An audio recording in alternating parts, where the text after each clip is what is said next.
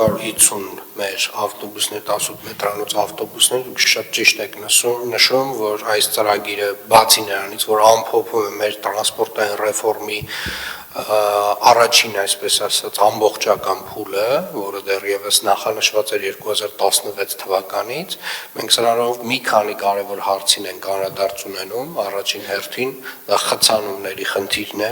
որովհետև 250 18 մետրանոց ավտոբուսների մուտքով մենք ունենալու ենք հնարավորություն որոշակի նոր կարգավերումների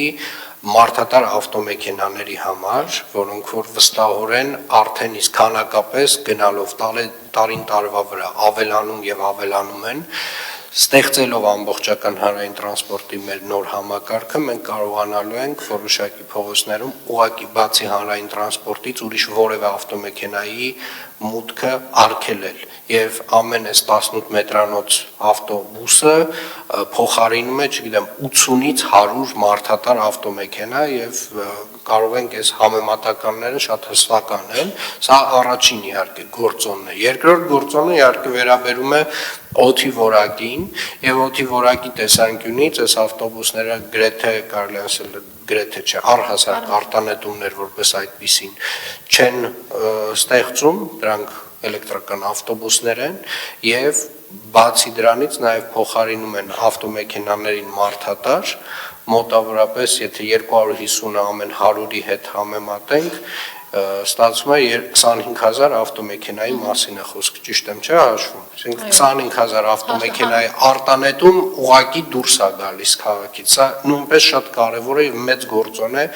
նամանավանդ օդի որակի բարելավման մեր միջոցառումների ծրագրի տեսանկյունից, այսինքն եւ խցանումների մասով է կարևոր եւ օդի որակի մասով է կարևոր։ Եվ մի բան էլ շեշտեմ, իրականում շատ մեծ անհավատություն կա մեր բնակչության շրջանում այս խոշոր ծրագրերի հետ կապված, մասնավորապես Աջափնյակի մետրոյի եւ իրականում կարծում եմ սա նաեւ եւս մի գործոն է, որպեսզի այդ համատարած անհավատությունը մի օր 180 աստիճան փոխվի եւ կոտրվի եւ իրականում այս տարվա ընթացքում ես ակնկալում եմ ձեզնից եւ ձեզանից Տիկին Թևանյան, որ այստեղ իրապես գործուն քայլեր են կանելու եւ իրապես մարդիկ արդյունք են տեսնելու։ Հաջորդ